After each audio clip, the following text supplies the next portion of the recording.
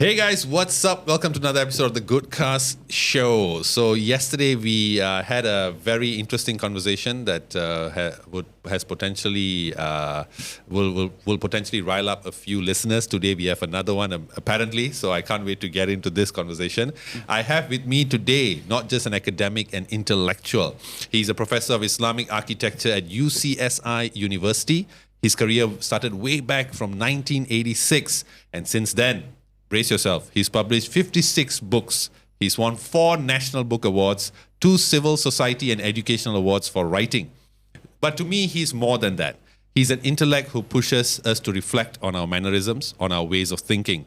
Through his writings in publications such as The Star and Free Malaysia Today, what fascinates me about this man is that his deep desire to promote an inclusive, respectful and humble nation, one that is compassionate and considerate of their neighbor.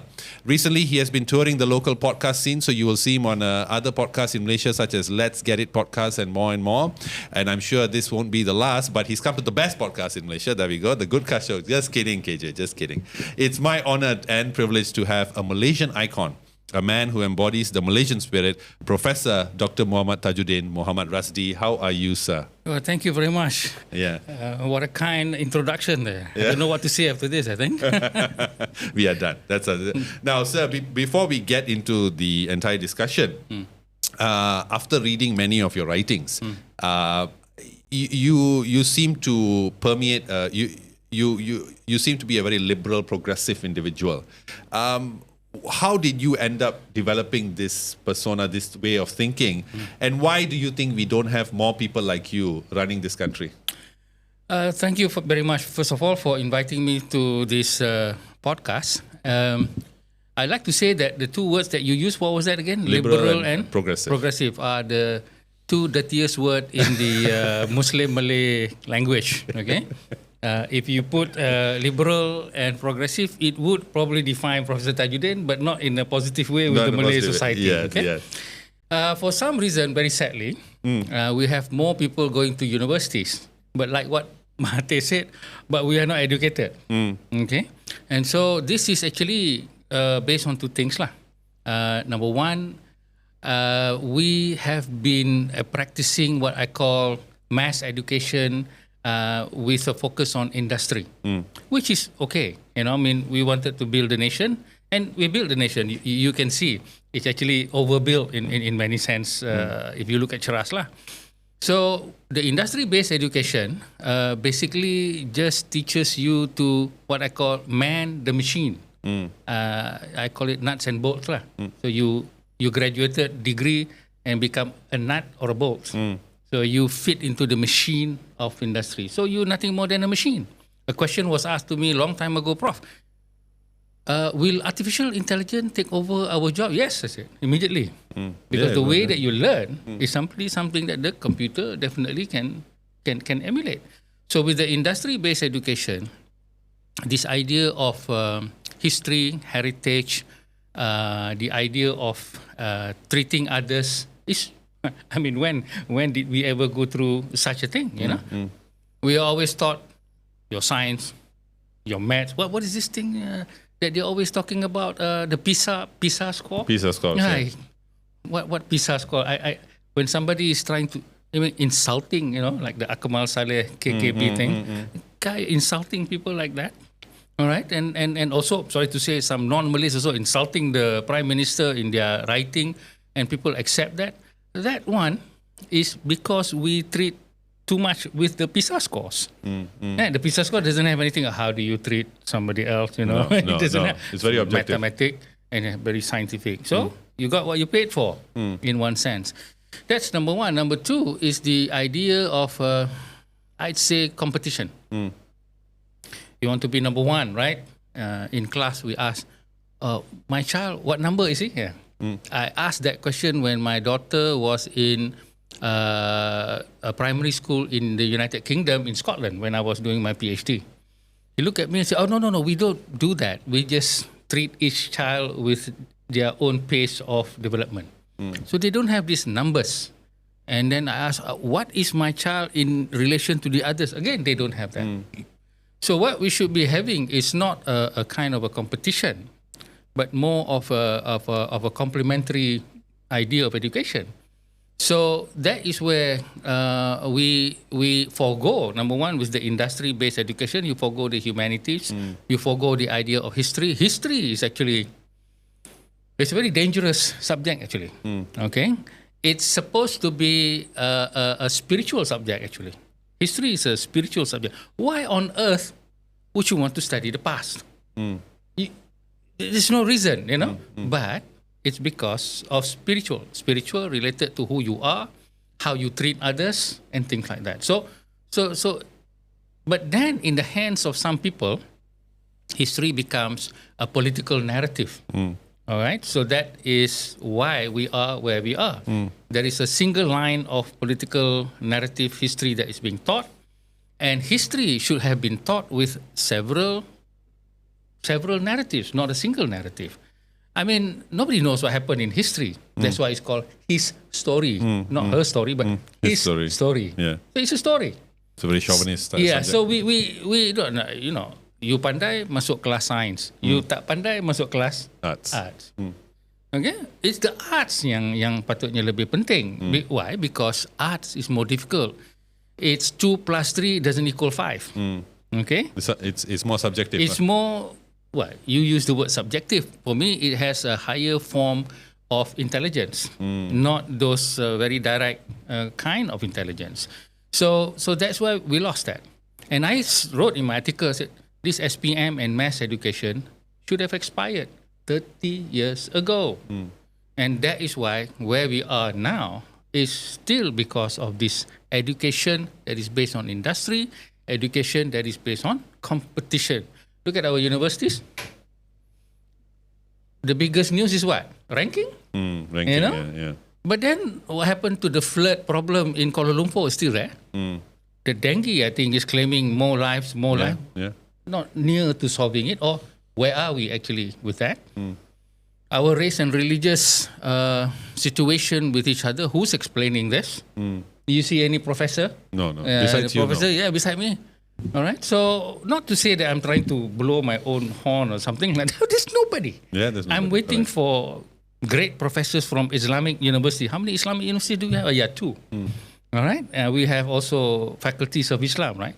I counted probably several hundred professors of Islam. But why are we listening to Professor Tajuddin? Because there's no other alternative, because they are not coming out to explain. So that is another reason why we are where we are.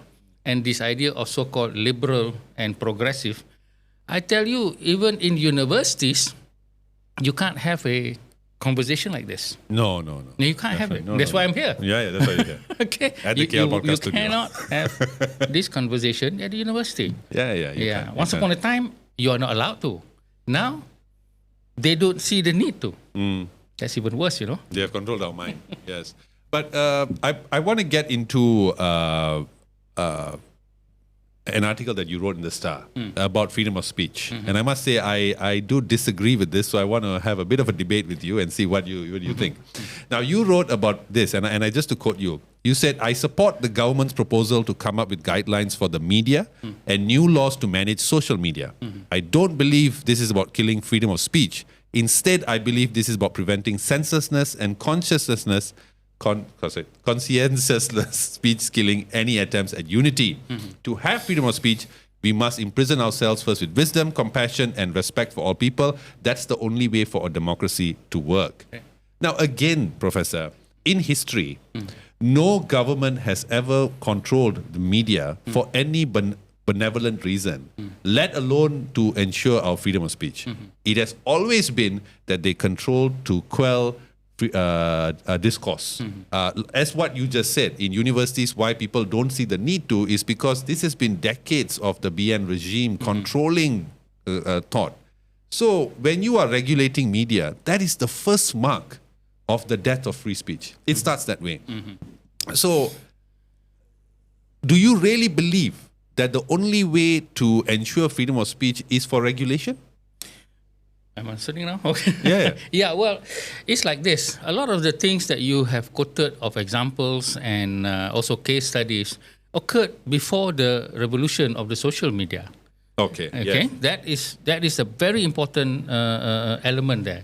In the past, what happens? You want to express yourself? How do you do it? Well, you write something in the newspaper. But what happens when you write something in the newspaper? It goes through an editing process, right? Yeah. And the editor will decide, to publish it or not to publish it. So there is a kind of a moral conscience control there. What happens now? Now you don't like somebody, or you didn't even investigate what any issue. You just turn on your YouTube and upload your video. Yes. I mean, that's the only thing I know. I don't know TikTok or Instagram or things like that. But Okay. but you see that that's the case. Now that is number one. Number two, you're quoting these case studies from perhaps Western civilizations. Have you looked at their curriculum? It's not like us. Okay, our curriculum just now is industry-based robots. Okay, robots that have no conscience, robots that have no adab at all. It occurs both in the Malay and the non-Malay community. Yeah, I used to everywhere. think that Malay ni kurang ajar betul dia cakap dengan orang non-Malay, but then now I'm seeing, my God, these people calling the leaders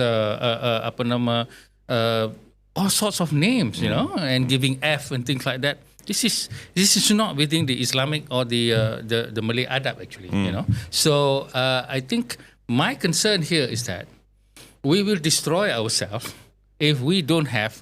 You want to use the word control. What are we supposed to do? Are we supposed to educate people about good adab, good manners? How long is that going to take? By that time, there won't be a Malaysia left. Now, used to be the past that Barisan Nasional was a good alliance, But then something happened, it was taken on another route. So we cannot blame one particular institution like UMNO or MCA or PKR, DAP or PAS as these people very bad because they have a history. Okay, once upon a time, I was a supporter of PAS. Okay, 30 years, not very short, very long. Hadi Awang was my mentor. But now, I wouldn't even give them the time of day. I mean, these people, oh my God, they're using religion the way that I don't think it should be used. So that is the other aspect of the case studies and the example that you have shown as a different kind of education, have not the social media aspect, and do not have the, like Lee Kuan Yew says, do not have the mix of volatile religious and racial possible conflicts that could happen. This is what Lee Kuan Yew said. I'm not supporting Lee Kuan Yew. Here, people seem to think that, he says something nice about Anwar, he's a supporter of Anwar. He says something bad about Tun Mahathir, then he's an anti-Mahathir. Why are we classifying this? I'm an academic. I don't believe, as a person also, I don't like the word in Malay and Arabic is called taksub. Taksub means I trust you. Whatever the heck is this that you do or say, I'm going to trust you. Because they use this Islamic principle of trusting the Prophet. I said, Prophet is the Prophet. Orang lain is orang biasa, So that is what I don't do. Okay. So I look and analyze a person based on what he says or he or she says and what they do and also the context.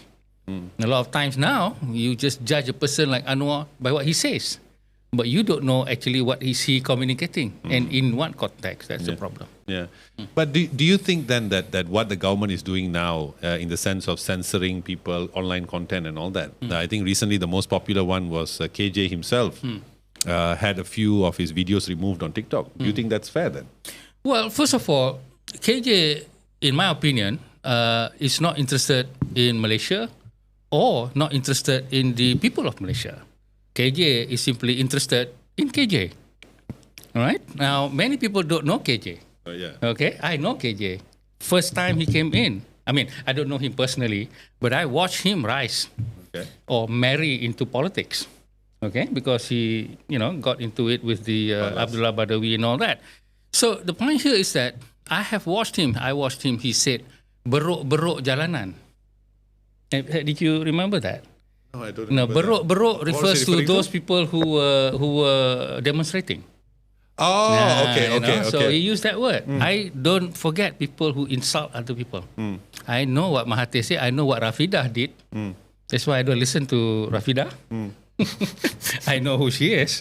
A lot of you people are very enthralled with this KJ, very open-minded. Hey, did you hear his what he said about the that deaf person yang kena tumbuk tu? The Grab driver.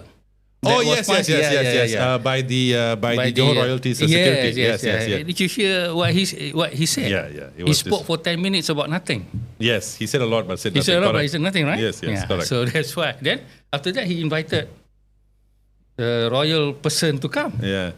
I don't understand why you did that. I mean, who's going to say anything against the royal person? Right? I think that was not really appropriate. Okay. I mean, I watched when Saifuddin was on or Anthony Lok was on. I think what he's doing is okay in many sense. But I know his final agenda. All right, and if you look at him, of course he's saying things that he would never say if he was a minister. Yes, that's true. You must remember that. Okay, that's true. All right. So with the other partner, what's his name? Shahrin or something. Shahrin, kan? Yeah. So both of them are politicians. They need votes. They need influence. Okay? I don't. I'm an academic. Whether you watch or don't watch, it doesn't happen. I'm still a professor. Okay? So the point here is that you need to know not just the person saying this, but in the context of why they're saying that. So obviously, when you want to play some issue to your advantage, personally to your advantage, and not to the benefit of all, I think I would have some sort of a management way of actually seeing that it doesn't it doesn't happen. I would do it because, as I said, I mean, we may not like Tun Mahathir, but there are some things that he has done which I think not many people can do. Yes, willing to do. I mean, he's the only one who can stand up to the royals. He's the only one who the only politician that I know, aside from, I mean, when on Jaafar, that time wasn't really that difficult, but at that time, Mahathir stood against the ulama. Yeah. Of course, I was angry at the time because I was part of the Islamic reform movement. Yeah. But now, the man knows his religion and he knows how to speak again. And the only one, aside from on Jaafar, I think, he's the only one who spoke to the Malays. Hey, you're not really working hard. You're not really reading. You're not really actually emulating good practices of work. I mean, he said that. Yeah. And he's the only one who wanted to kill off UMNO, just like that. And shows that the ideology is more important than the sentiment of race. Okay, so. Of course, he uses race to actually do something. But if he wants to do something else, then he puts that aside. And then he's the true, quote unquote, true politician. Yes, the ends justify the means. Yes, that's the point. Yeah. All right? So I think in our society, because of the rapidness of social media, it's like a fire, okay? Fire is very nice. You can cook, you stay warm. But once it's coming to burn something, you're going to burn your house. I look at it that way. And so if you do not use the word control, and people don't like the word control, like the Muslims don't like the word liberal and the word progress. So choose another word to keep a harmonious relationship. Well, finally, I like to say, you don't get married for 40 years like me by practicing freedom of speech all the time. Yes, that's true. All right? You have to control what you say. Yeah, well, you have to manage with wisdom. You're using all the wrong words, you see. Sorry. Now, it's interesting that you talk about Malay leaders. In fact, you mentioned a few people such as Dato' On and all these great leaders who came before in the UMNO, from the UMNO fraternity. But if you do a comparison between the leaders of old, like if you compare Dato' On, you compare Tun Dr. Ismail, Tunku Abdul Rahman, Tunku Abdul Razak, all these people, with the new age leaders, Malay leaders, let's not just say UMNO, let's talk Malay leaders, you see a gulf of difference. You look at even recently, the biggest meme on social media is our Bersatu youth chief, who instead of calling it Lanka Mua, it became his Lanka. At the end of the race, at the end of the run, he just jumped in and did the press con instead of YB Sheikh Sadiq.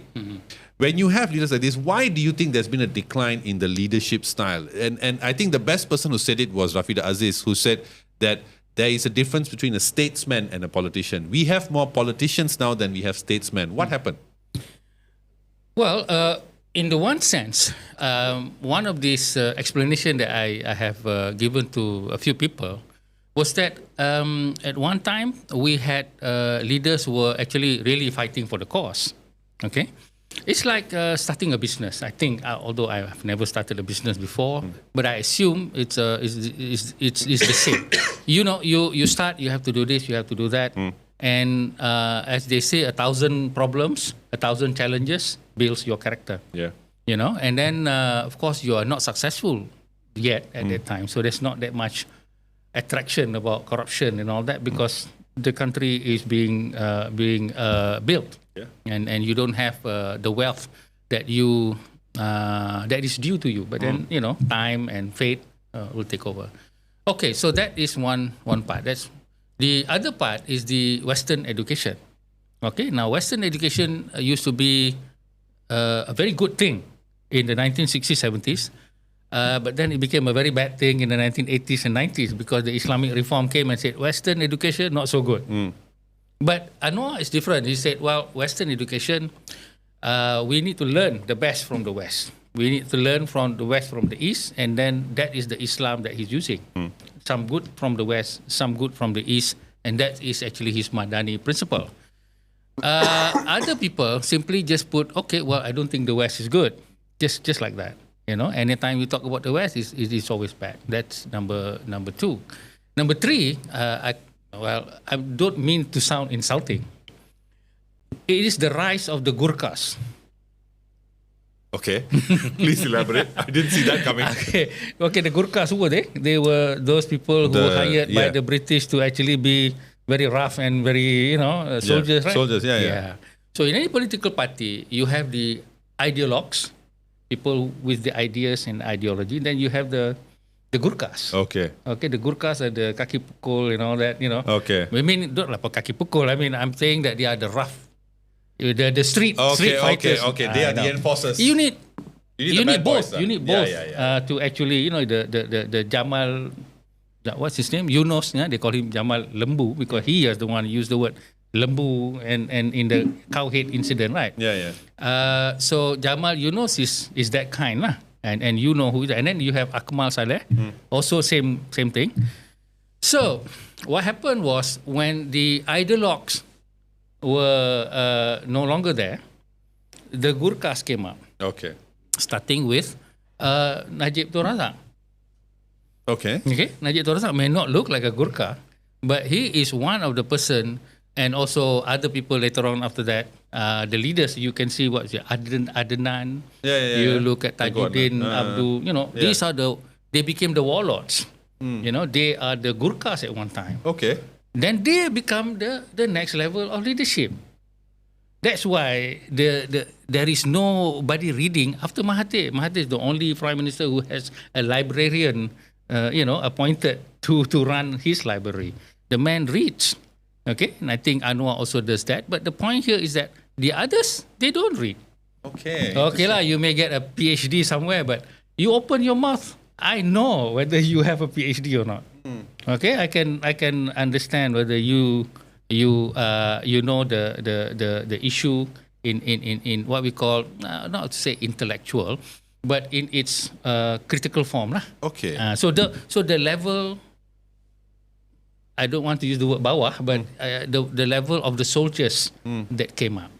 All right, and at that time already, the wealth was already there. So it's an easy thing about managing the wealth and scaring the Malays with a simple message.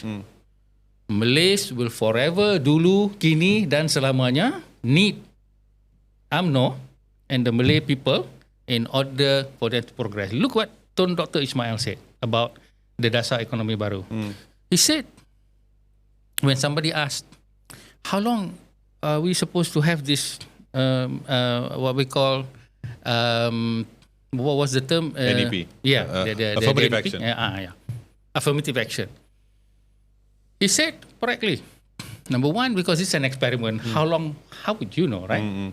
So it was very good not to say 30 years, 40 years, 50 years, because then they would hold him to that. His word, yeah. So he said, beautifully, tragically, he said, well, I'm going to let the Malays decide. The Malays, when they become educated, they will feel themselves ashamed of having this kind of affirmative action because it seems to reflect that Malays are not as good as the others. That's what he said. Unfortunately, what happened is that the Malays after that, the Gurkhas that came, the UMNO, used the idea that no, it is our right and we will forever need this. Actually, they didn't want to say something like Malays will need this. They say something like, well, we are entitled. Something like that. But if you remember what Dr. Ismail said, that the Malays will feel ashamed. Do you feel any sense of shame in many of the UMNO leaders in whatever they say or whatever they do? I don't think so. Okay, so they are shameless. Okay, so when they are shameless, then they can use whatever they want to do. And at that time, the Islamic reform came, which is supposed to put up justice and all that, and I was part of it. But suddenly now Islam becomes something else. It becomes like what the Malay narrative of UMNO are doing. You need Islam, and only an Islamic party can bring you not only success in this world, but also in the hereafter. So they add on another layer, which is the most dangerous layer of all, of religious justification. Now, interesting that you say that, because in Malaysia, like other countries like US and all that, we have a marriage of politics and religion, right? This is it's not just unique to us. Like a lot of countries do this. Even India now is very much in that direction. Now, when religion and politics commingle, you see similar results like in US, where the congressman will use Christianity to campaign and all these kind of things. It happens, right? It has a side effect of generating a lot of bigotry. That's what we are seeing now, right? So in order to realize the Malaysia that you envision, which is more kind and compassionate and humble, as you put it in one of your writings, how should politics and religion commingle then? Well, before the Islamic reform movement of the 1970s, I don't think politics and religion was that much of an issue, although past tried to do it, but they were not very successful at that time. We call that I call that term as a cultural Islam, like religion, cultural Islam. So then I went to the United States, and suddenly I got this influence by a group of Malays who began to show that Islam should be the way. Why? You shouldn't be talking about Melayu. That's number one. And you shouldn't be talking about Western values so much and things like that, because Islam is the way. And when I began to study the books and all that, and I also became quite influenced and believe in a lot of these things. Now, fast forward 30, 40 years now, I think it's a huge problem. Yeah, it is. Okay, and it's a hole that has no bottom. Okay, it's a huge. I see it as a huge problem. Anything is turned into religion. Yeah, anything and everything is turned into religion. Okay, so what do we do? Yeah, what do we do? What do we do? Okay, well, the biggest thing that we should do, but we cannot do, is to actually educate people in the class called, religion and civilization. But that I don't think we'll ever do, because as a Muslim, I have a certain faith. But then when I put on my academic hat, then I'm a different person. Okay, I treat all religion as simply an interpretation of historical artifacts and documents and things like that. So you need that perspective of the idea that religion is an interpretation. That's number one. You listen to some of the religious people. God says this. God didn't say any of what they said. It's just the interpretation of what. Now that simple aspect is not there in terms of the education. So that one I think is a very difficult thing to do, which is a class. I don't like to use the word comparative religion, but it's something about religion and civilization. Now we're supposed to have smart people from ISTAC. I can name a few, but I won't, because they refuse to come out on social media. Okay. They are the better person. I know a few people who can actually frame this, okay? But then, they prefer something else. All right, so we don't do that, fine. Okay, the next one, actually, we can do. We have to go back to our own roots of religion. Muslims, Muslim, Christian, Buddhist. How? Okay. Look at Islam. I gave a talk on Rukun Iman. If you teach Rukun Iman, the 5 principles of Islam to any Muslim, the first one is Shahadah, where you say Allah is one and Muhammad is the Prophet. Okay? Then all the fasting and zakat and all these things, all right? To the Muslims, they are taught in isolation, in silo. I said, first of all, if you declare, this is an example of Islam. I'm not saying that Islam has the problem. I think others also have big problem the same way. When you say, I accept Muhammad as the Prophet, do you know what that means? Yeah, it means that I said, yeah, I know, but do you know who Muhammad was? The Muhammad do not stand alone. He stands with the other prophets. Because the ones that came before him. I mean, it makes no sense that Islam is, in limbo or floating somewhere. It doesn't float. You look at the Quran. Quran says you must believe the teachings before. The Quran accepts Moses and Jesus and all this. And all of them have the progeny to Abraham, if you want to use the Abrahamic faith. So that simple education to say that once you accept Muhammad, you must be respectful of all the other religion. Now that is only Muhammad. Muhammad, what we call, is a Rasul. A Rasul is a messenger that has been given orders by God to spread to one. There is another term. It's called Nabi. Nabi is a person that receives something from God in terms of revelation, but it's not a given permission or to him or her to actually spread. Now, some ulama say there are hundreds of thousands of this Nabi. Now, who's to say that they are also part of other religion? That is a teaching. If you were to read Tafsir Al-Azhar by the famous scholar Hamka, in case somebody is going to brand me as a sad person, you go rujuk the Tafsir Al-Azhar. Okay. So that is so the root of teaching and the original message, like fasting. What is fasting? Number one, it is so that you feel hunger to all. Muslim only feel hunger ke? Orang yang lain pun kalau tak makan akan rasa lapar kan? Ya, betul. Then, a lot of my WhatsApp group now, people with money, Muslim, they want to go to heaven very quickly. So they limit the help only to Muslims. If there's somebody suffering out there who's not Muslim, they're not interested to help. I say, what kind of teaching is this?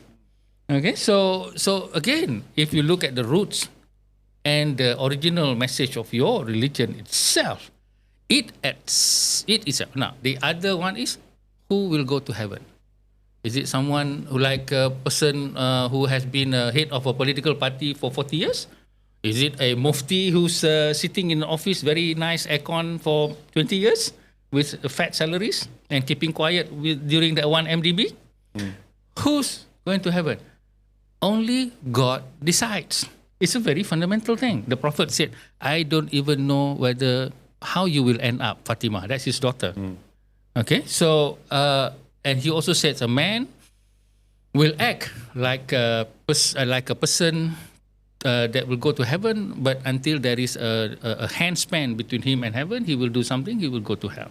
So meaning, you cannot say who will go to, but some people, ini masuk neraka, this is a fundamental thing that shows humility.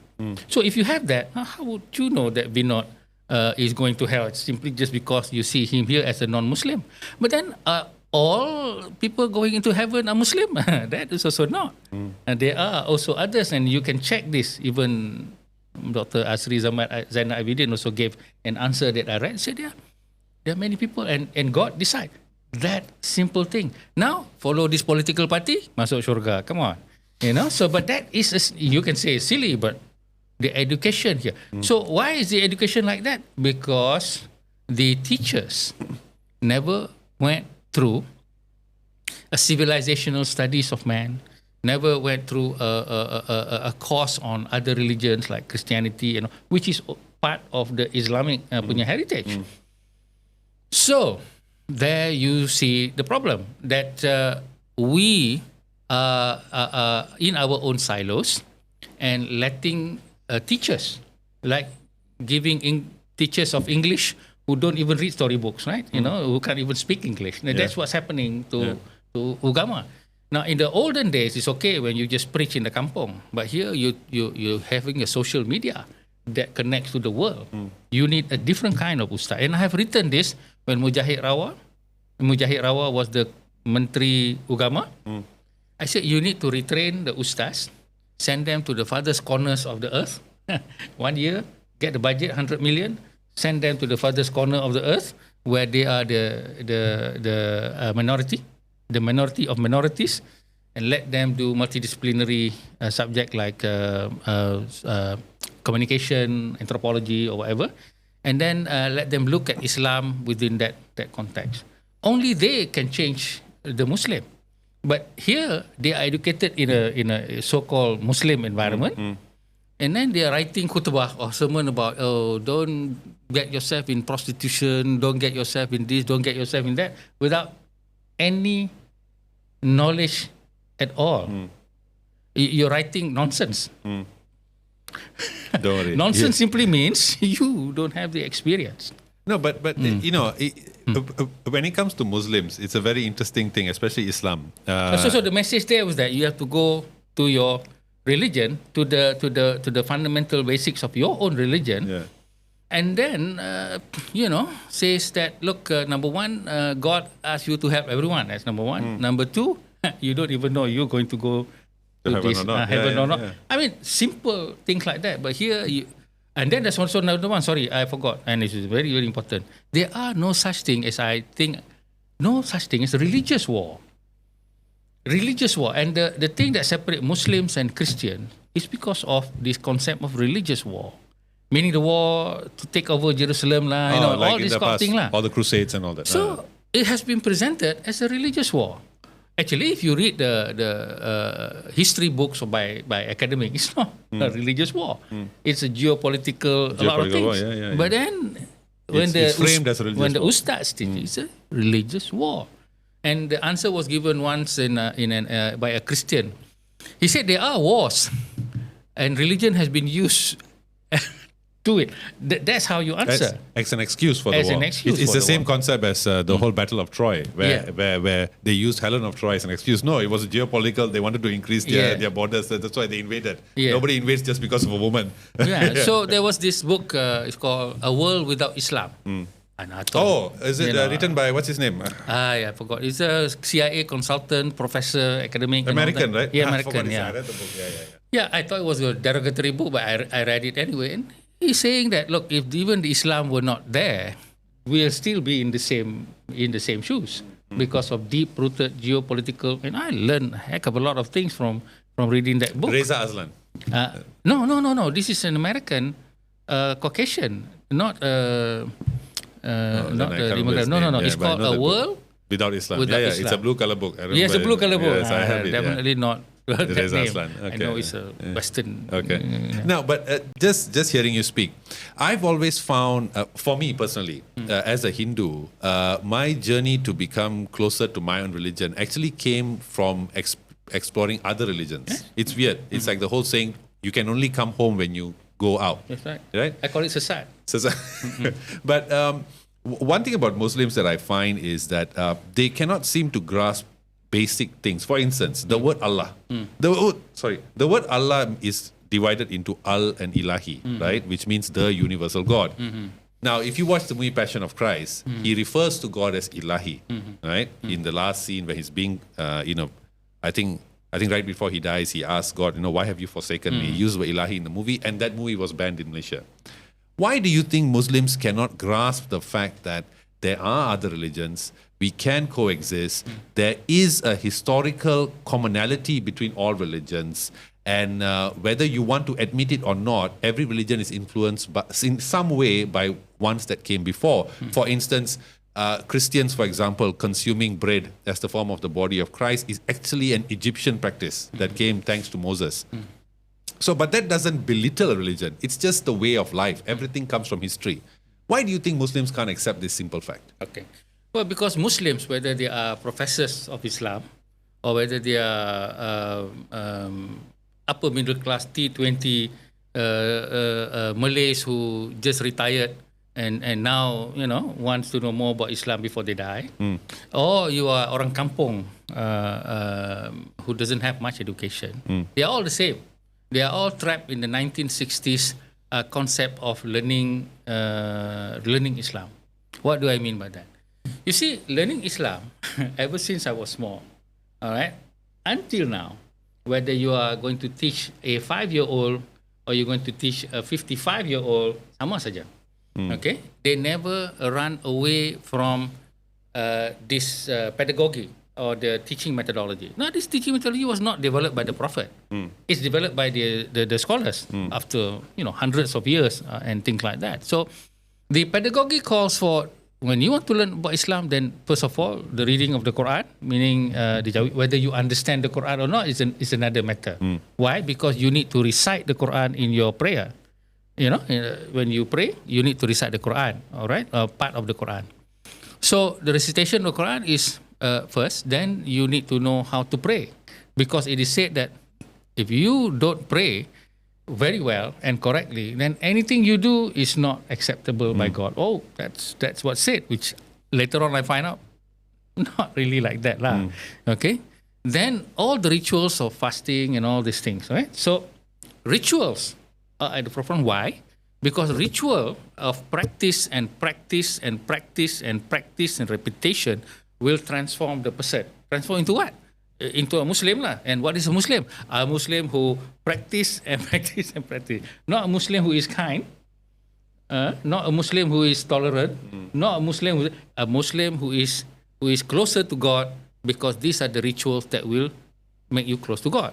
Now, I've studied Islam and also other religion, and I came to the conclusion, if you want to be close to God, you need to give dignity to your fellow man. I mean, that's basically giving dignity to others is the doorway to God. But it is taught that you go straight to God because if you do your prayers, this prayer is direct. It's true, prayer is for God. But the other aspects about the persona of the Muslim, the character of being patient, of being tolerant, of being kind, of being critical in thinking. These are not taught. So when I ask some of my friends who are retired to read about all this other stuff that I was talking about, they said, no time lah, Din. I need to do all my prayers so that I tebus dosa I yang dulu-dulu minum arak sana, minum arak sini. I know lah, all my friends, in the United States. Good guys, So point here is that is how the pedagogy or the teaching is there. So, and the teachers haven't changed. I had a look at I'm board of directors of governors of UKM. So I look at the curriculum of the degree for religion, Usuluddin and all that. And all the subjects are definitely directly related to the hundreds of years of tafsir in Quran and all that, which is fine. But then there's no subject like Islam and arts, Islam and civilization, Islam and other religion, Islam and this, to equip the Muslims to meet the global fraternity. Here is to create a tempurung, what I call a coconut shell, in order to be safe.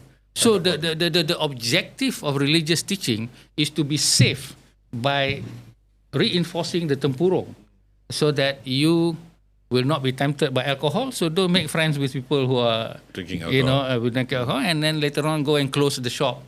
I mean, this is not what Islam asks you to do, but you add on to it. Okay, so that is where the curriculum, and I thought the children was a problem, but then look at the graduate program, that is also a problem. And I have found that when my friends Farouk Musa of the Islamic Renaissance Front want to have seminars by bringing in scholars who talk about Islam in a different way, not allowed.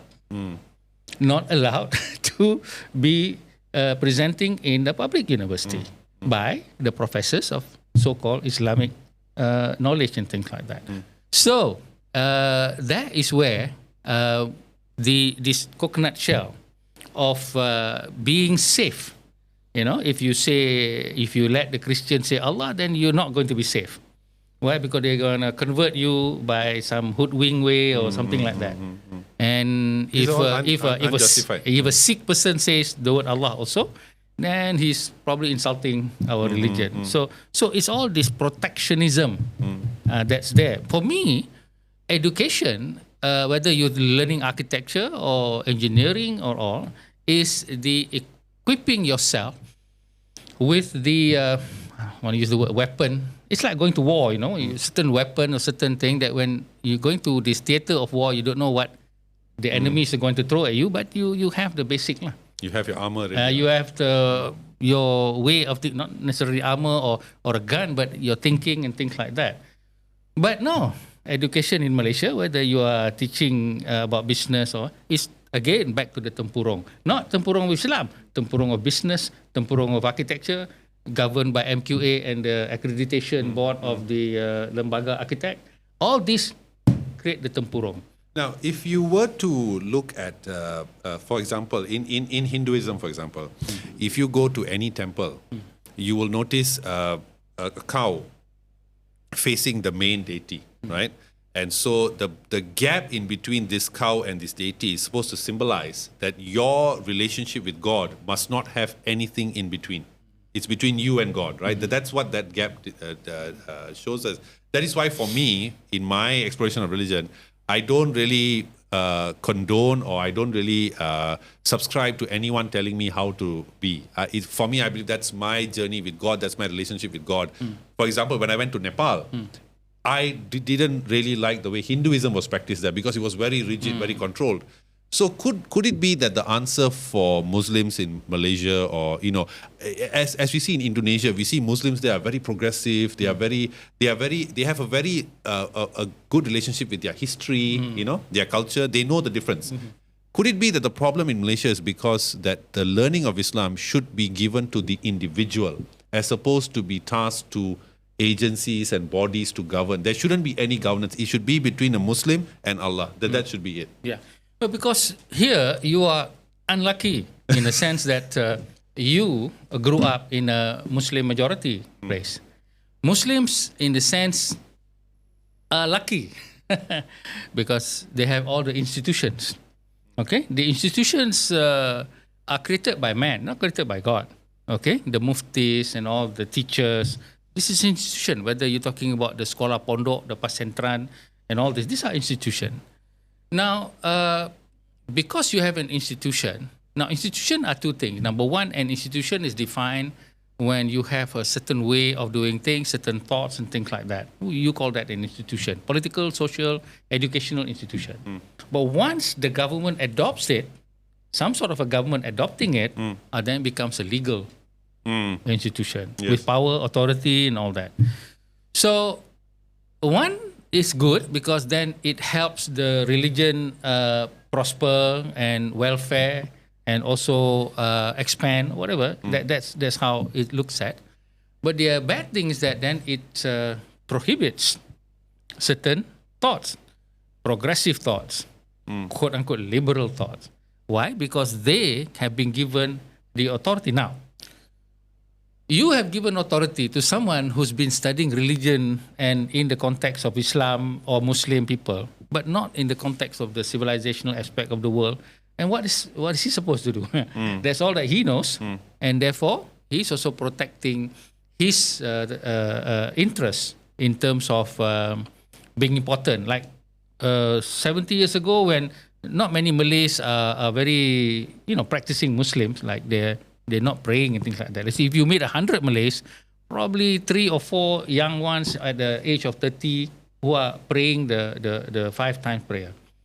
Now it's the opposite. You will not find many Malays who do not practice the religion because of the historical fact of Islamic reform or whatever, and many other things that has happened. Their parents turning this way and that way. So in that sense, you probably from your religion do not have an institution here that has been vested with power, and that institution, unfortunately, has its own ideas of control. Okay, first it was the tool of the people like the Prime Minister and all that. It's okay because the Prime Minister is Western educated. So, but now with the popularity of Islam and all that, and you cannot win any election if you're not in the so-called right Islamic mode. The institution of education with the ustaz have become absolutely, not because of authority alone, absolutely popular by choice of the people. So that's how the history of it comes forward.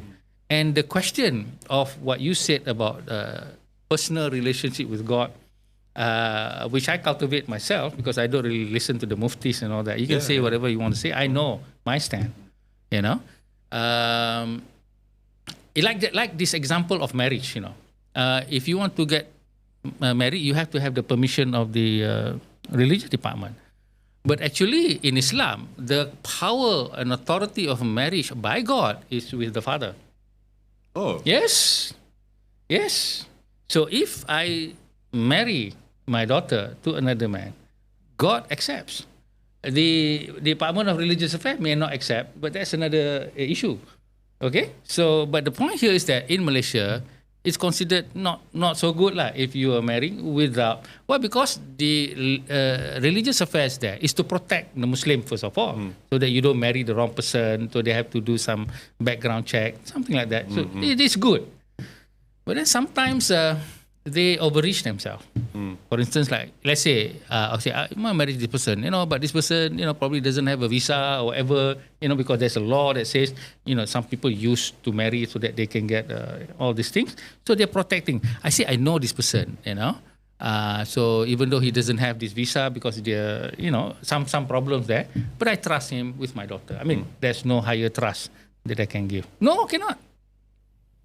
I did not know that. You cannot. Okay. So, but if you decide to marry your daughter under the eyes of God, it's acceptable. All you need is that the wali. If I'm not around, then my son, the eldest, I have 2 sons, Ismail and Ibrahim. So Ibrahim will have to perform this marriage, and you have to have 2 witnesses. Okay, that's about it. Okay, I did not know that. Macam itu saja. Itu saja. But of course, the institution is there to protect for the good, so that you don't marry so many wives, that sort of thing. And also many things, very good thing. But they don't know their limit sometimes. But then, sometimes these officers, you should just allow me. I'm a professor. Come on, man. I know what I'm doing. I know what I'm doing. And you assess that, it should be okay. Now, moving into education, in one of your articles, you pointed out that there were lack of proper representation of social connections between different Abrahamic faiths within the Malaysian education system. You talked about, there was no proper depiction in terms of, there was no depiction of other races or other people and all that. And you also questioned whether could this lead to poor race health in Malaysia. So this lack of such elements in education could not have just been noticed by you. There must have been other people who noticed it. And also there must have been a decision to omit these sort of elements from these books and stick to a very monolith type of expression. So do you think that these was done intentionally?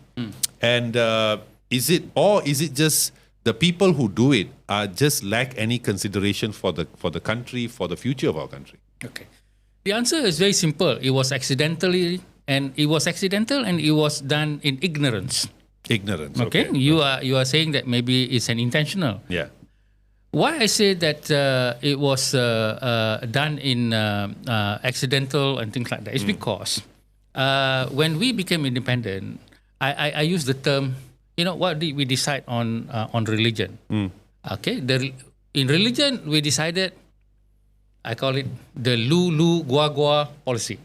Lu Gua Gua. Okay. You understand that, right? Yeah. So meaning you practice your religion. I think that is the Surah Al-Hijrah, right? No, nothing to do with the surah. It's just the colloquial expression. Lu Gua Gua. Yes. I mean, I'm to just you, using, yours, to me. I'm trying to be hip here. Okay, yeah, very hip. Cool. So Lu Gua Gua policy means I won't talk about your religion. You shouldn't talk about mine. Okay, then later on, I wrote an article called Islam is a Malaysian issue, not a Muslim issue. And it didn't get much notice. Actually, it did. I'll tell you about it later. But the point here is, under the Lu Gua Gua policy, I like to read khutbah of Friday sermons. Okay, I write thousands of Friday sermons from Jakim, from Selangor. They have a very nice data bank. You can just click on Friday sermon and it comes out not only in Malay, in English and also in Arabic. Okay, so if you look at the topics that are discussed in the Friday sermon, and I look at hundreds, actually thousands of them already, it reflects what I had done when I look at the book Pengajian Islam from Standard 1 to Form 5. I flipped through every single page. How many books is that? 11 books, 6 plus 5. So I flipped through every single one of them. And in the Friday sermon, as well as in the books, no discussion about others. Lulu, gua. Okay? Because they don't want to encroach upon others and all that.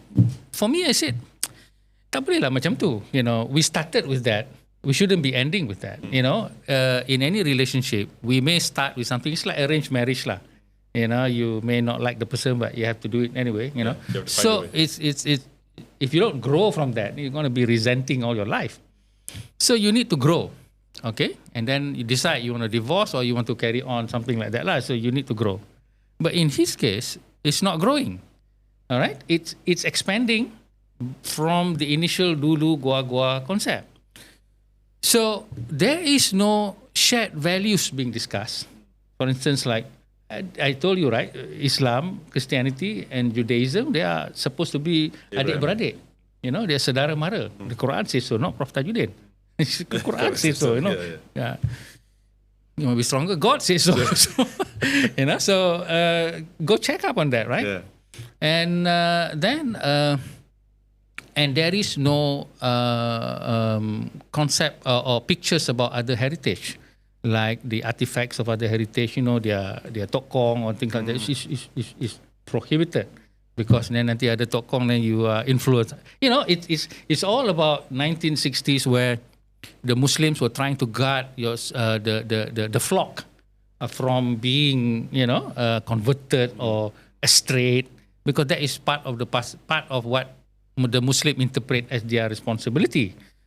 I don't really see it that way, but that's how the institution work. Kalau tidak, dia tak ada kerja lah.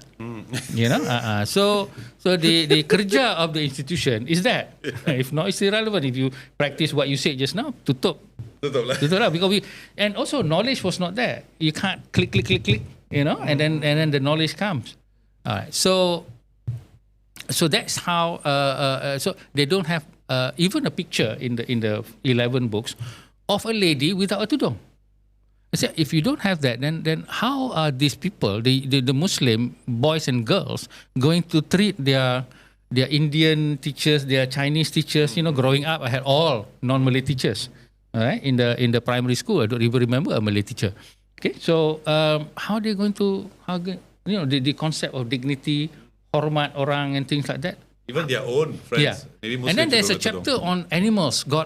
You must be kind to animals, blah, blah, blah, blah. There are no dogs. I said, there are no pigs. I said, what happens when they perfect the idea that the pig's heart can replace the human heart, which is already I was so shocked. I thought it was the chimpanzee, which was closest to us. It was the pig. Yeah. You know, so if I have a heart problem and you offer me a pig's heart, I'll take it.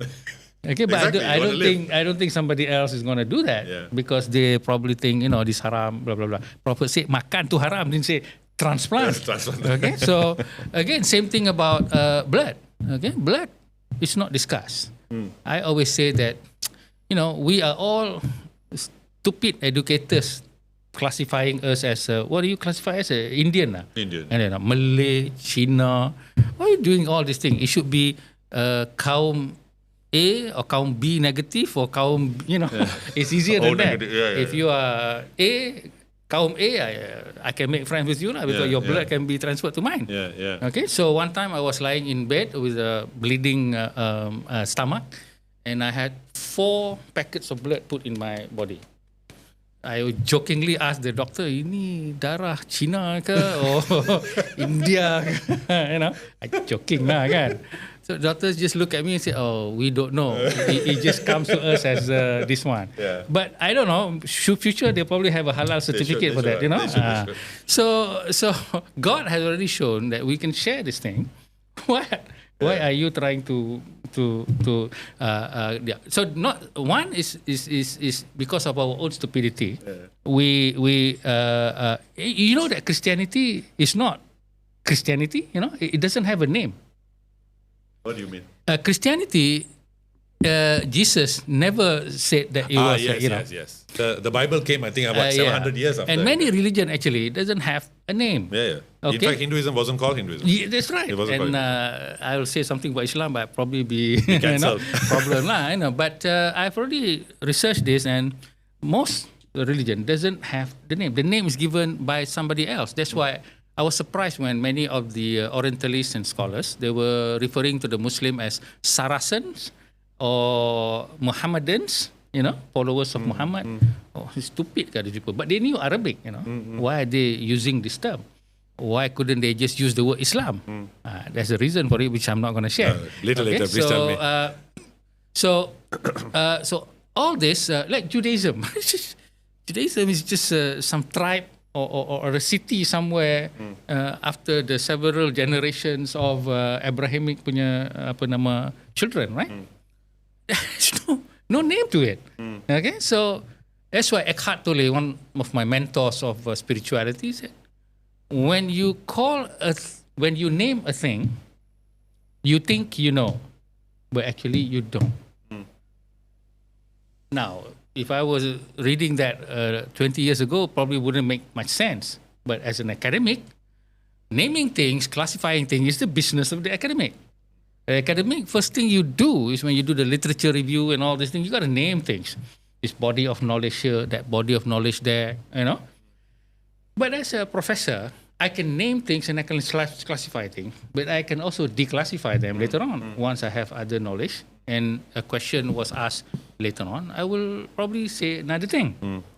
But with many people, once somebody has classified as China, and you asking Melayu, Mahathir ni Melayu ke India? I didn't say that. So what is so that is the classification like Melayu or Melayu mesti orang Islam. I mean in the olden days they were not. Okay, so they classified Melayu. So all these are names that we created, the humans created. Yeah. And I think we should not, with our understanding, we should no longer do that because then it becomes a force of political identity and things like that. Yeah. So trying to say that you are good simply because of your genealogy or because of your biological accident doesn't make sense. It doesn't make sense. Doesn't make sense. But to politics, it works very well. Very well. Yeah. So or preferential to God, that sort of idea. But this thing that you talk about can also foster a feeling of entitlement. And that's actually something that has happened recently. We saw in the protests by UITM students who protested the acceptance of non-Bumi students into the university. Now, when I saw this, I was saddened by this because I think education is a sacred right. Every person deserves it. As a human, they should be educated because that has the potential to, improve their life, their family, so on and so forth. How can we, in your opinion, mitigate, actually solve this issue of eradicating unapologetic racism among our youth. Because if we don't do it now, then the next generation is going to be even worse than what we have now, and it's just going to it's just a downward slide from there. Mm-hmm. Well, you mentioned a specific issue of UiTM. Yeah. So I'll then be very specific. Yes. Okay. Now, the demonstration by the student, first of all, now many people think that it was the student. I happen to think that it may not have been initiated by the student. They were just puppets. Could be. I mean, nobody knows. Yeah. You know why I Possibly. say that? It was very calmly done. Name me a time when students do things calmly. Okay, I'm 35 years academic. I know how students, the time management prof, can you extend? Of course. So now I don't really extend projects. They ask, Prof, when project due? When you finish, send me. Really? I no longer have any deadline. Deadlines, okay. But I have only few students, now. So the idea of, so I said, finish the thing well, then submit to me. I just put in the deadline to impress the MQA, Okay. But all students get A. Okay. And if anybody questioned, I say, go and read. None of the lecturers can do what the students have done unless you have read the material and also attend my lectures. Okay. So that is one thing that you need to put in perspective. But I do believe you are right that we are in deep trouble now.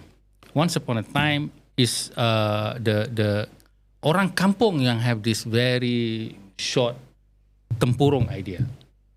Then the politician, the Gurkhas, begin to propagate, and then you have the middle class having that concept of safety by tribe, something like that. And we are in the deepest of all trouble when we have the, the incident of the Jawi incident.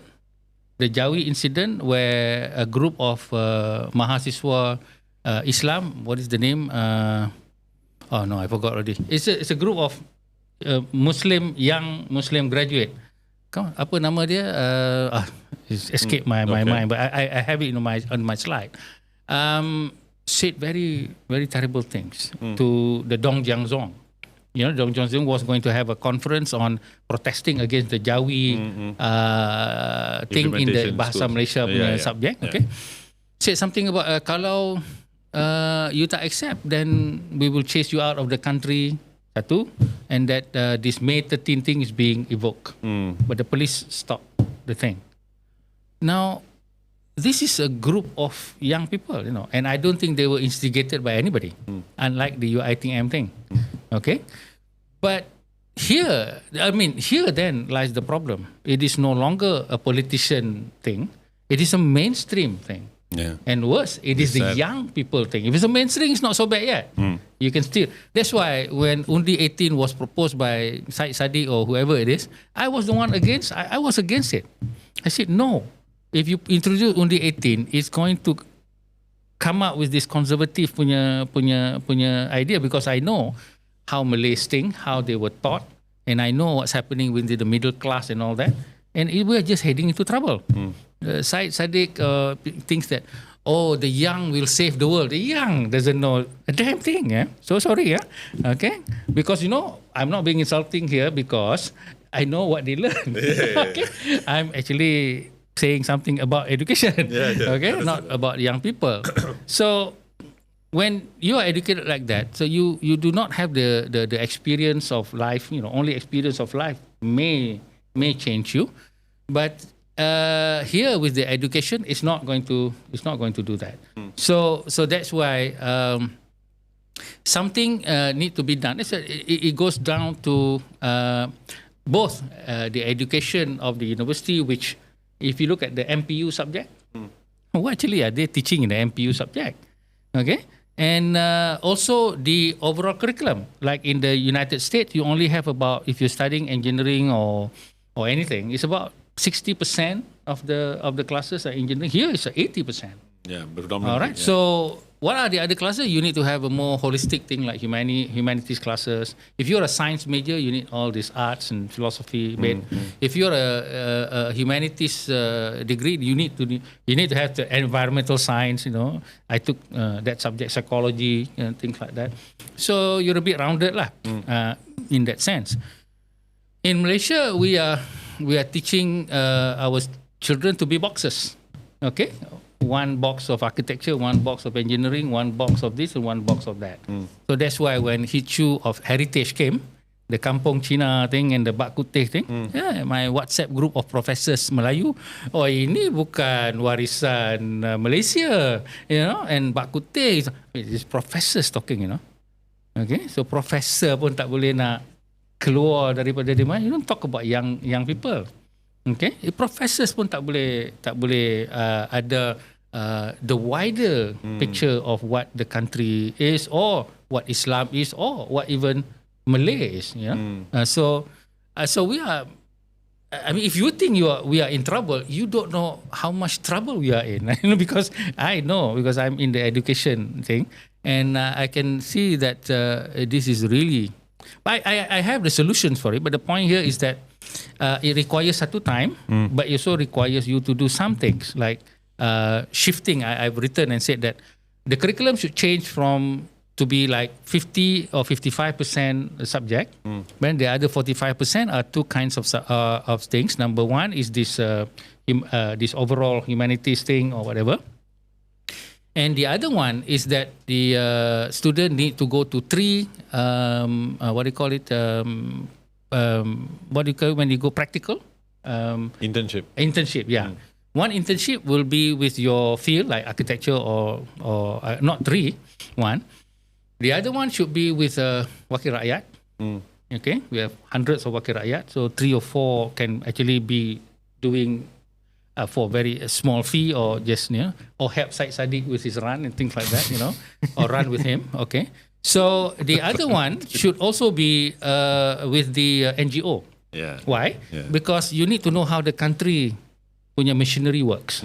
Because in democracy, I said to my daughter once, you can vote, it's now everything your fault.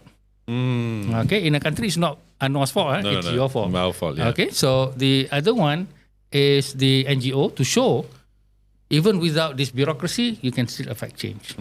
Okay, so unless and until you follow that kind of philosophy and also get away with all this SPM, mass education thing, because I see education differently. You don't need to feed everybody with the same thing anymore. In the past, yes, because there's no internet, there's no access to knowledge, and the jobs are just specifically like this. But now jobs have already changed entirely.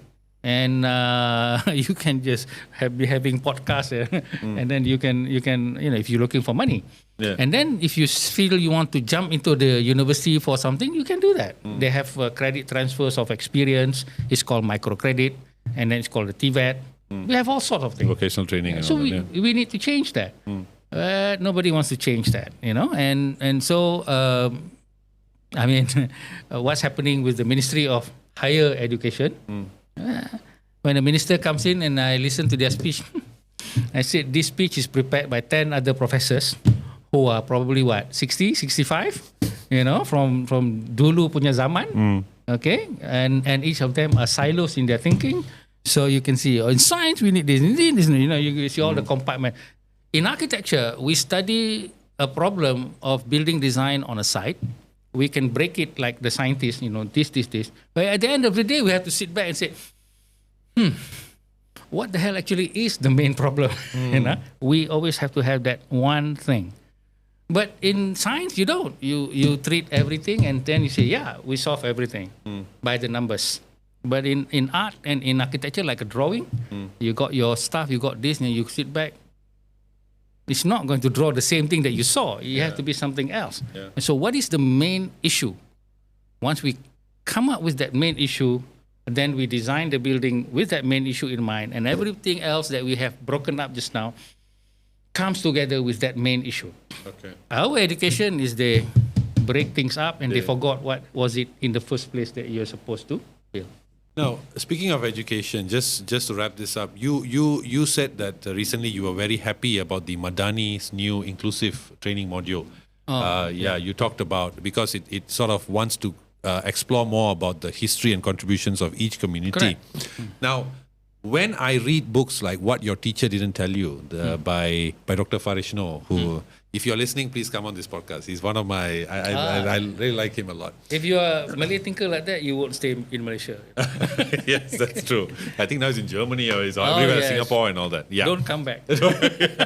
So when I read that book, I get a very, very different view of Malaysia, especially pre-colonial times. You're talking about Hang Tuah, for example. We only learn Hang Tuah's warrior phase of his life. A lot of people don't know that after that, he had a different phase where he became more of an ambassador. He, in fact, had more worldly views. He became, in fact, one could argue that he sort of embraced a more Buddhist monk kind of lifestyle. You could embrace it. I mean, it's not definite, but you could see some more calm, a different aspect of his life, which is not taught. So when you are excited about this Madani module and you're saying that it's going to help us with all race relations, the problem is not the module. The problem is that our history has been doctored already. That we are hiding away certain elements. Like for example, like you look in Kedah, when they are trying to hide the fact that there were Hindu-Buddhist influences and all that. Why hide? So isn't it the answer for race relations to better among our youth? Teach the truth. And tell them that it's okay that we had a Hindu-Buddhist past. It's okay that our sultans were Hindu once. Then they converted. That's just history. Why not go that route? Instead of introducing a whole new model, which is doctored and which does not focus on pre-colonial history of Malaysia. Well, very simple answer. You tak naik pangkat lah. It's just very simple. Okay, I was very struck when I was having this conversation with this Indonesian lecturer, where she wears a tudung. Obviously, she's a Muslim, all that. But she was talking passionately about her subject topic of preserving a Hindu temple, a Hindu temple. And then her head of department, also another Muslim. You know what his name was? Dr. Vishnu. Indonesians are that. Two things I said. Number one, you'll never get a tudung lady to talk about a temple, Hindu temple like that. Or you can get anybody by the name of Vishnu, who's a Malay. Muslim, right? Malay. I once got a call from a UITM lecturer, and she's in architecture. And she called me, said, very respectfully, said, Prof, why are you always so kind towards this non-Muslim? They are very insulting, he said. Oh, why? What's the issue? Have you not seen what's happening at Batu Cave now? Pardon me, but I've actually never been to Batu Cave all my life. Not because of anything. It's just that I don't know. I just never got to there. I've not gone there a lot. Now that I'm old, I have to climb those steps. And susah. Okay, so what's wrong with Batu Cave? You didn't see the statue there, of course, because I didn't really, it wasn't an issue. So what statue? There's a statue. Yeah, very big one. Okay, so what's the problem? Is it on your land or encroaching upon it? No lah. Then what's the problem? I could see it from my house, he said. And why is that a problem? I said, that is insulting the prof. Okay, and so this lady has a PhD in architecture some more. My goodness. If it's in engineering, I can understand lah. But in architecture? Okay, same thing incident with the Ramli Ibrahim. Ramli Ibrahim once was supposed to the dancer. gave a lecture at UTM, my former place where I work, and it was cancelled. Why? Because they refer it to this Department of Religion, which I don't know whether they have PhD people there or not, and it was cancelled because the Department of Religion in UTM said that it's not proper. My question is that, I never knew that there is a pejabat agama in a university to say this is okay or not. So that means anything must go through them. I mean, we are academic. If I invite somebody like Bruce Gilly, I must know what I'm doing lah. And it's all upon me. That's number one. Number two, I said, how come my colleagues from architecture did not defend this? Because we are architecture, we study all sorts of things. Art is also one part, very important part of it. So obviously, I think it's either that they have a perspective of conservatism of Melayu. What this Melayu guy doing, dancing and praising Hindu kind of a thing. I attended his dance and oh my God, I mean dahsyat. I mean the man is incredible, and the story and all that. And I'm open enough to know that. But there is also, once benda tu jadi tak popular, then of course the management will not look kindly upon it. I have enough experience to know that. Well, management of universities cares only one thing. It cares about management of their career. Okay, the vice chancellor is interested in their career, not into the importance of knowledge or the importance of Malaysia. It's only their career, which is very sad. Okay, so gone are the days where we have vice chancellor who's actually looking at nation and knowledge. How those days sudah tak ada, because Barisan Nasional make sure to appoint those mediocre people, professors, to be the vice chancellor. And if you are mediocre, what do? You definitely want to stay there. So then you definitely will not, give naik pangkat to people who are going to threaten your career. So if you're going to have this Hindu narrative for the Malay, I mean, there's a very nice YouTube video that I show to a lot of people. If you can look for it, it shows the kingdoms of Malay kingdoms in 8 minutes. Okay, so it's just like shows the map and then the colors of all these Sri Vijayas, Majapahit, Lanka, Sukha, all things, and that was the first time I saw so many kingdom. The kingdom of Chetiu. Who are these people? And what language did they speak? And what was their religion? And all this kind. So all these are the richness that you have said. And I said that in one article that Hang Tuah had to learn 12 languages or something. He was an ambassador. Yeah. Why did he had to do that? It shows that the Malays were cosmopolitan in that nature. Now, if you are a Muslim who is confident about your religion, and if you are a Malay who's confident about your country, there shouldn't be a problem of watching wayang kulit. Shouldn't be a problem of watching Mak Yong. But if you are a Muslim who listens to people like Hadi Awang, who has no training at all in art, okay, have no idea of all in civilizational differences as well as commonalities and things like that, then they will haram everything. Okay, and who are you to challenge an ustad or an institution itself? The institution will not support liberalizing this idea of wayang kulit and all that. Simply because they also don't understand. And there's no kenaikan pangkat involved with it, So that's how I feel, as sad as you, that there was a rumor that there was a Kota Gelangi in Johor. Somebody said that there was this big thing like Angkor Wat, even bigger, buried there, and nothing is done to unearth it. Very sad. Yeah. So here the frightened Malays of the 1960s, frightened about the status of their religion. They are still frightened now, after all so many institutions, so much budget and so many things. Still frightened. Why are you frightened? It's because of the education, the way that they are taught that Islam must be seen totally in isolation. It is the only way to stay safe. Okay? If you are not going to be tempted by alcohol, jangan kawan dengan somebody else yang akan minum alcohol and things like that. So, and better yet, demolish the shop or restrict the license and things like that. Okay? So this kind of thing, I have been to bars where my friend want to meet. I actually been to bars one time where there are Malay friends who actually drink alcohol. I drink a Coke.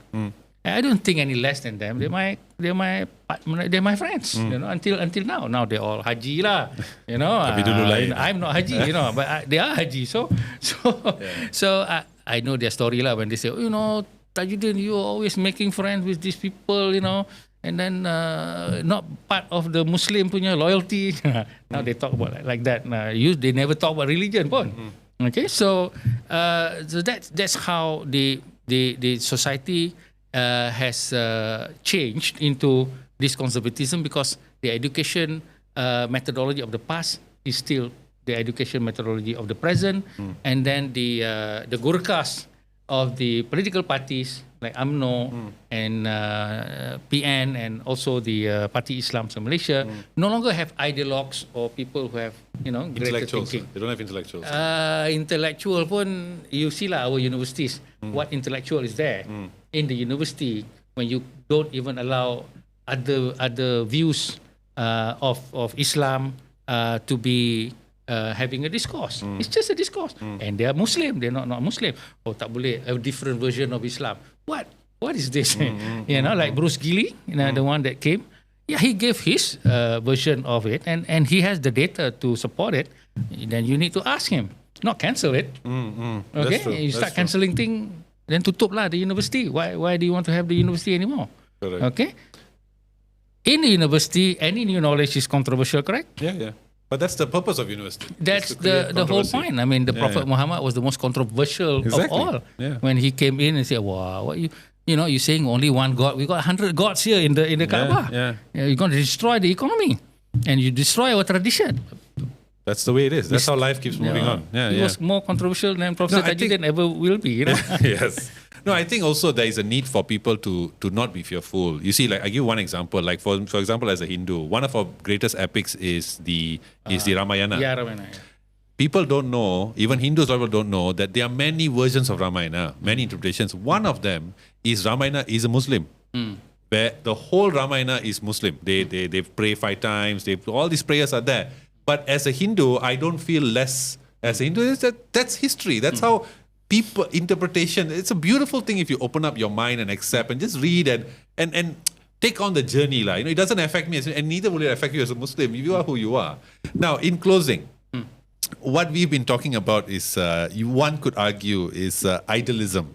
Although it's not a critique. I would say reality is born out of idealism, right? Somebody needed to have an ideal, then reality is born. Now, perhaps the answer does not lie with institutions. Perhaps it's like the grasshopper and ant story. People need to realize that the agencies, these institutions, do not have control over their relationship with God. Okay. Now, so what and what you are talking now about the incidences, you are telling me that the situation is much worse than what we think, much worse. I think that the answer revolves around the family. I could be wrong. The family institution. Now, what should the families of Malaysia do to ensure that we can mitigate this problem at the very least, so that the next generation grow up in a much more harmonious community? Well, I have to reiterate my article that I wrote about what I call a parallel Malaysia. Now, parallel Malaysia is simply not a subversive element or anything like that. It's simply concentrating our energy, our resources, in order to build Malaysia the way that we think that the forefathers had intended. Okay, here we are not trying to be a communist or trying to be a Western liberalist or whatever. No, it's just trying to go back to the founding fathers. If you're going to change the school system, I always say that if the Menteri Fadlina wants to change the school system, the first thing that will be changed is the Menteri. I mean, that's going to be like that. And the universities don't know how to change that one. That's another problem. Okay, they don't have a clue about what to change to because they are all in their silos. And so a parallel Malaysia means that we must pool our knowledge, our resources, and everything. And that's why I was very excited with the school that Abang Johari, that the state was going to put up. But then, what is the curriculum?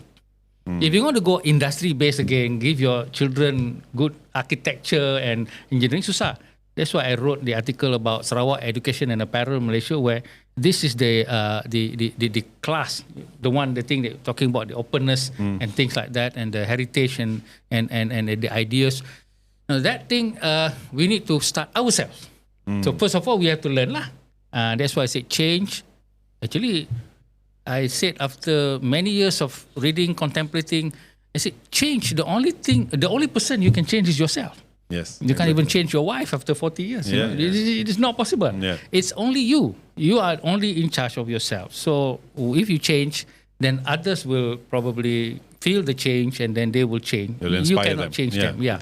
So you're right about the family, but you must also look at I was trying to say that we got many, people with money, wealth, resources, and we need to pull that. We need to have our own institution of a scholarship, where let's say we can pull 100 million ringgit.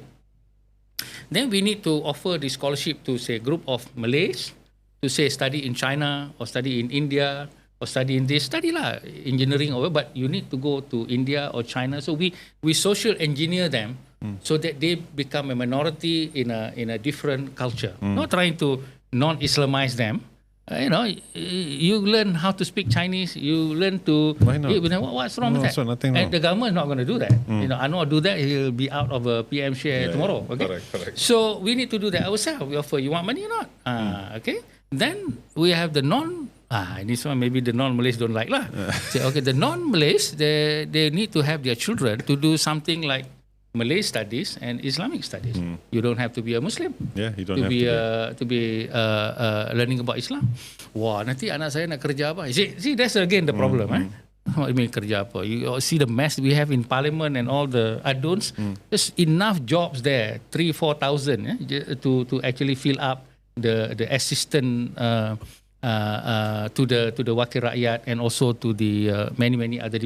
Why can't the Jabatan Agama Islam have non-Malays as if they are expert in Islam? Why not? You can easily any issue with the non-Muslim and things like that can be easily explained. I mean, controversial. No, I think it's controversial. If it is controversial, then that's a sign of times. Because I agree with you. You see, like even I remember the other day we were watching a Noah on Netflix. Do you remember that? But none of us said that we want to convert to Christianity. It's okay to know about these things. It's just knowledge. People fear knowledge, and even in Christianity they say God is knowledge. In other words, you fear God because you fear knowledge. Knowledge is, I mean, it's okay. Why can't I learn Islam? Or like what you said, why can't I go to a place and learn Islam? I'm not going to become a Muslim. I just want to learn. What's the big deal? Yeah. But you no use arguing with a Muslim that way. They're not going to accept anything. For them, whatever the Muslims have been taught that number one, you shouldn't be like Prof. Tajuddin and learn Islam through books. You're not supposed to do it. I read more hadith than any of even the ustad. Okay, but I don't know Arabic. Okay, but I read the translation. I read the Quranic translation and also commentary. So I know a certain thing about Islam, but that you cannot just say to me and then I don't have a critical view of that. Now most Muslims says, okay, well that's right. If you belajar sendiri, then you sesat. Of course, that is dulu where there are no books, there are no sources of knowledge, there's nothing. So here we have, but then some people, some religious mufti say, do not Google any issue. Itu pun satu hal juga. But the point here is that they have been taught like that, and then and because they are already comfortable with their jobs and things like that, why learn more? Learn is to make money, not to what for? Not learn other people anymore. Okay, once you may attempt yourself to sesat, another one you will be uncertain about your own faith. That one cannot go to heaven. You're not going to heaven if you're not certain about your faith. Okay, so this is the narrative of Muslim. They're not bad people. It's just that's how they think. So you are a threat because somebody said so. All right, and this is and you don't question that because you are in the majority. All right, so that's why I say we need to build ourselves. We need first of all educate ourselves, and then we pool our resources, then we build our schools. And then later on we'll build our university. And I said, can we have a university without this MQA? Can we attach to somebody, put it on an island somewhere or an internet or an online thing? And let's not have this MQA accreditation. We have our own accreditation with, let's say, if I'm doing business or architecture, I have a whole pool of expert people to verify what I'm doing is right or wrong. And the test is always, the test of the pudding is in the eating, right? Well, then when they go out to work, this architecture firm is going to hire them or not? Let that be. Why do I have to submit myself to this group of people who only have one way of teaching and things like that? This is something that I think. And when you do that to a university, susah lah. University is supposed to be something like can move this way, move that way. Yes. But now you want to change something. Express thought. Yes. Susah because of all this bureaucracy that you have. Not only bureaucracy but also mentality. Okay. So that comes to the end of this conversation, Professor. I thoroughly enjoyed this conversation. I wish we can have more. My goodness, we talked for an hour and a half. Thank you so much for taking the time. And really fun listening to you. I hope to have you back here again to discuss even more issues. And to all of y'all, as always, please share your comments and likes and subscribe. If you guys have any questions you want to channel to Prof, please share in the comments and we'll share it to him. And we'll also be sharing all his links and his YouTube channel links and all that. And please watch. It's amazing content for you to enjoy. So thank you again, Professor. Thank you for having me. Thank you. Wish you the best. And to all, I can't wait to see what you guys say to all the things we've discussed. Have a good day and we'll see you soon. Bye.